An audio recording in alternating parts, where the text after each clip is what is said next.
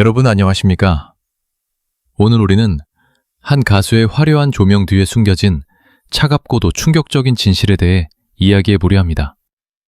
바로 실력파 가수로 사랑받았던 숙행의 상간소송 피소와 그로 인해 존폐 위기에 놓인 현역가왕 3의 긴박한 뒷이야기입니다. 불과 얼마 전까지만 해도 그녀는 무대 위에서 국가대표급 가창력을 뽐내며 시청자들의 박수를 받았습니다. 하지만 JTBC 사건 반장을 통해 보도된 내용은 우리 모두를 경악하게 만들기에 충분했습니다. 상간녀 의혹의 당사자로 지목된 인물이 바로 숙행이라는 사실이 확인된 것입니다. 보도 직후 숙행은 사과문을 올리고 출연 중이던 현역가왕 3에서 전격 하차하겠다는 입장을 밝혔습니다. MET리은 단순히 한 가수의 개인적인 일탈로 끝나지 않았습니다. 현역가왕이라는 이름을 걸고 대한민국을 대표할 여제를 뽑던 프로그램은 말 그대로 직격탄을 맞았습니다. 시청률은 곤두박질치고 방송 폐지라는 단어까지 거론될 정도로 상황은 심각합니다.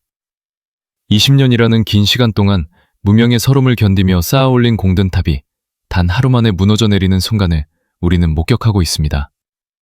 그닉스 그녀는 그동안 방송을 통해 어머니를 향한 지극한 효심을 보여주었고 부모님 생계를 책임지기 위해 결혼도 미룬 채 노래에만 매진한다고 말해왔습니다.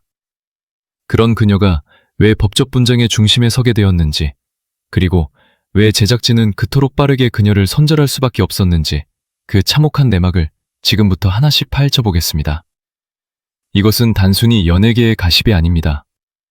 우리가 믿었던 공인이라는 존재의 도덕성과 책임이 어디까지인가를 묻는 무거운 질문이기도 합니다. 이번 사건이 단순한 소문이나 억측을 넘어선 결정적인 이유는 바로 언론 보도를 통해 드러난 구체적인 물증들 때문입니다.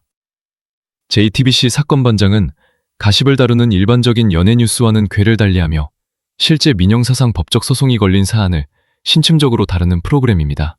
여기서 제기된 숙행의 상간 소송건은 이미 변호사가 선임되었고 실제 원고가 존재하는 명백한 법적 분쟁 단계에 와 있었습니다. 방송을 통해 공개된 내용은 그야말로 충격적이었습니다. 먼저 가장 논란이 된 것은 엘리베이터 CCTV에 포착 절제되지 못한 사생활의 편편들이 모여 결국 법적 소송이라는 거대한 비극으로 번진 것입니다. 결국 이러한 증거들은 그녀가 단순한 연애의 대상을 찾은 것이 아니라 누군가의 가정을 파탄에 이르게 한 가해자로 지목되는 결정적인 근거가 되었습니다. 원고 측은 강력한 법적 처벌과 함께 그녀의 방송활동 중단을 강력히 요구하고 있는 상황입니다. 이제 이 사건은 단순한 개인의 일탈을 넘어 그녀가 출연 중인 프로그램의 정체성과 트로트계의 도덕적 잣대를 시험하는 척도가 되었습니다. 대중은 묻고 있습니다. 카메라 앞에서 그토록 순수하게 노래하던 모습 중 어디까지가 진실이었냐고 말입니다. CCTV 속의 차가운 진실은 그녀가 그토록 지키고 싶어 했던 잃을 게 많은 연예인이라는 자부심마저 삼켜버렸습니다. 이것이 우리가 오늘 이 사건을 결코 가볍게 넘길 수 없는 이유입니다. 가수의 이름 뒤에는 언제나 인내와 끈기라는 수식어가 따라다녔습니다.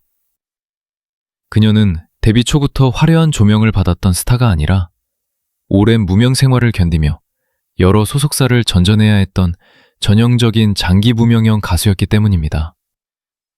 이름보다 얼굴이 알려진 적도 없었고 시장을 단숨에 장악할 히트곡 하나 없던 그녀에게 전환점이 찾아온 것은 지난 2019년이었습니다. 당시 한 트로트 경연 프로그램에 출연한 숙행은 단순히 노래를 잘하는 참가자를 넘어 쉽게 무너지지 않는 사람이라는 강인한 이미지를 대중에게 각인시켰습니다. 이때부터 그녀에게 붙은 캐릭터는 분명했습니다.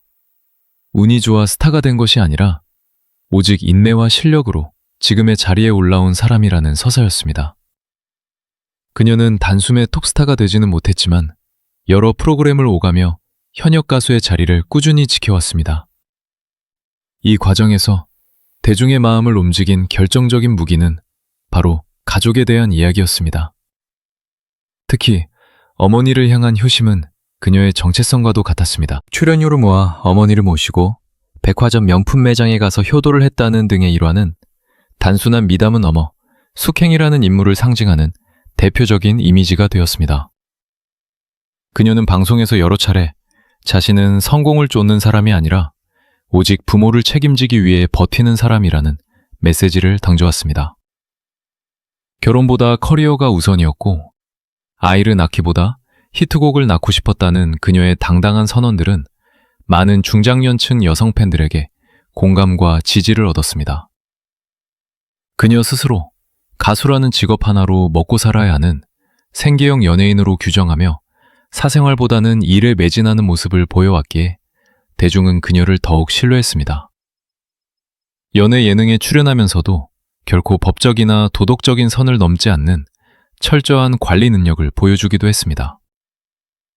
포기브니스 수호성 사건은 그동안 그녀가 수년간 쌓아온 인내의 아이콘이라는 캐릭터와 정면으로 충돌하고 있습니다. 나는 피해자다. 나는 잃을 게 많은 연예인이다. 혹은 부모님 생계를 책임져야 한다는 그녀의 방어 기제들은 사실 과거부터 반복해온 그녀만의 서사였습니다. 그러나 이번에는 그 경계선이 완전히 무너져 버렸습니다. 토독인 대중이 느낀 충격은 단순한 스캔들에 대한 놀라움이 아니라 그녀가 보여준 효녀와 생계형 가수의 이미지가 이번 불륜 의혹이라는 현실 앞에서 허무하게 무너진 것에 대한 배신감에 가깝습니다. 인매로 버텨온 20년의 세월이 단 한 번의 잘못된 선택으로 인해 의심받기 시작한 것입니다. 그녀의 삶을 지탱하던 가장 큰 기둥이었던 가족과 책임감이라는 서사가 역설적으로 그녀를 공격하는 가장 날카로운 화살이 되어 돌아온 셈입니다. 컴피턴시의 증 그녀가 그토록 강조했던 생계라는 단어를 더욱 초라하게 만들고 있습니다.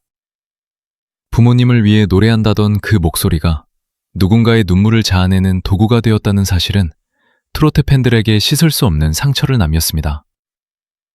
진정한 인내는 도덕적 결함까지 덮어주는 방패가 될 수 없음을 우리는 다시 한번 확인하고 있습니다. 이신이 거대한 둑이 무너질 때는 갑작스러운 충격이 아니라 보이지 않는 작은 균열에서 시작된다고 말합니다.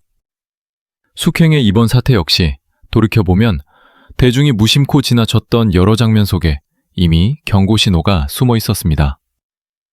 가장 먼저 짚어볼 지점은 2019년 미스트롯 이후 불거졌던 출연료 논란입니다. 당시 그녀는 자신의 출연료가 실제보다 2배 이상 부풀려 보도되었다며 억울함을 호소했는데 그 과정에서 덧붙인 멘트가 묘한 잔상을 남겼습니다. 어머니를 모시고 백화점에 가서 일시불로 명품을 결제했다는 이야기는 웃음으로 소비되었지만 이때부터 그녀에게는 생계형 가수와 재력을 과시하는 가수라는 상반된 이미지가 동시에 덧씌워졌습니다. 대중은 그녀를 응원하면서도 동시에 꽤 잘 벌고 있구나라는 경계심을 갖게 된 계기였습니다. 건결혼과 연애에 대한 그녀의 태도 또한 마찬가지입니다. 아이를 낳느니 히트곡을 낳겠다는 말은 그녀의 독립적인 커리어 우먼 이미지를 완성해 주었지만 시간이 흐르며 이는 관계의 책임을 지지 않는 캐릭터로 오해받을 소지를 남겼습니다. 실제로 여러 연애 예능에 출연하며 소개팅과 데이트, 심지어 상견례를 연상시키는 장면까지 연출했음에도 결말은 언제나 정리되었습니다. 혹은 현재는 아니다라는 모호한 마무리가 반복되었습니다. 이러한 패턴은 대중에게 숙행은 연애는 즐기지만 관계의 무게나 책임은 지지 않는 사람이라는 인식을 은연중에 심어주었습니다. 말의 수위 역시 위태로운 선 위에 있었습니다. 연애에서 가장 중요한 것이 무엇이냐는 질문에 거침없이 뽀뽀라고 답하거나 키스에 관한 이야기를 웃으며 주고받는 모습은 솔직함으로 비치기도 했지만 한편으로는 공인으로서의 거리낌 없는 태도가 지나치다는 우려를 낳기도 했습니다. 특히 동료 가수 송가인과의 첫 만남 당시 만취 상태라 기억을 못했다는 고백은 그녀의 털털함을 보여주는 에피소드였으나 이번 사건과 맞물리며 경계심 없는 사생활 관리의 허점으로 재해석되고 있습니다.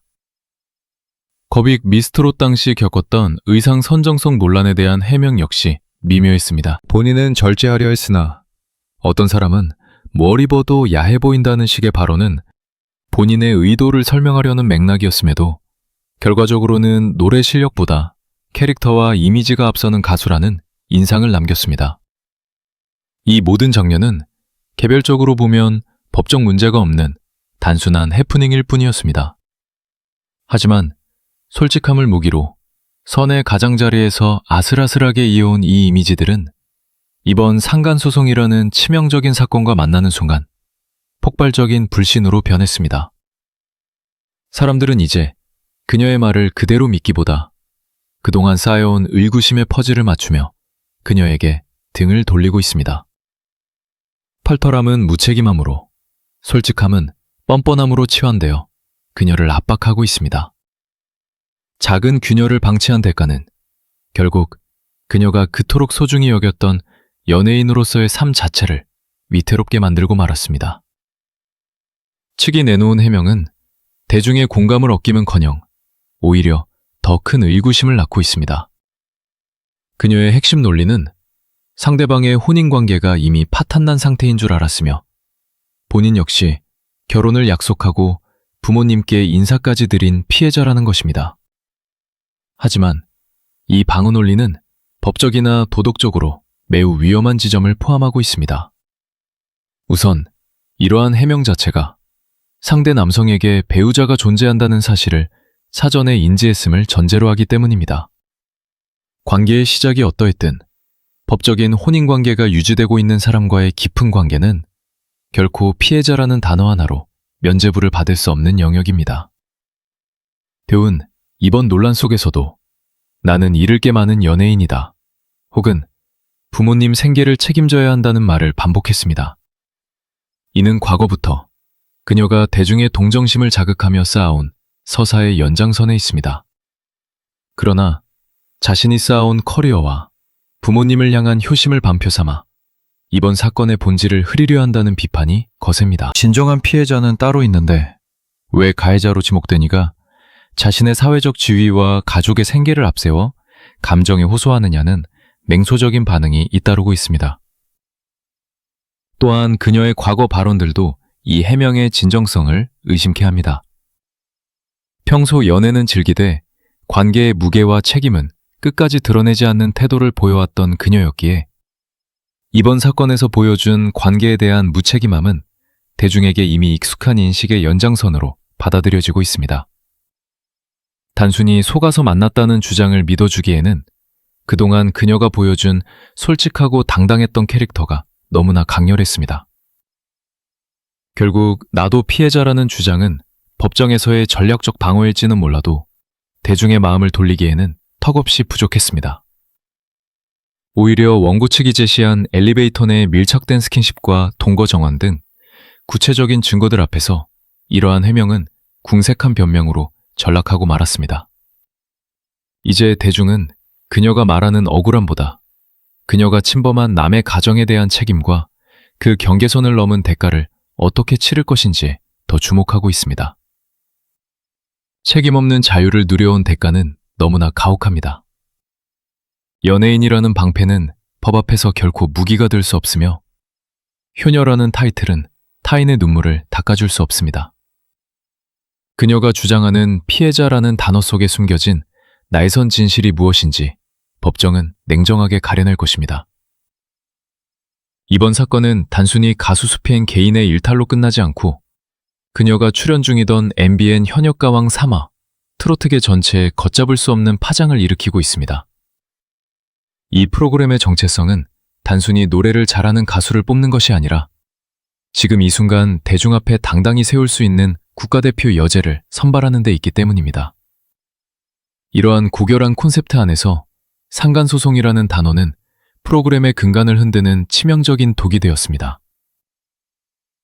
입장에서도 숙행은 안고 가기에는 너무나 위험한 카드였습니다. 한 명의 출연자를 보호하려다 프로그램 전체의 신뢰도가 무너지고 시청률이 급락하는 위기를 맞이할 수 있었기 때문입니다.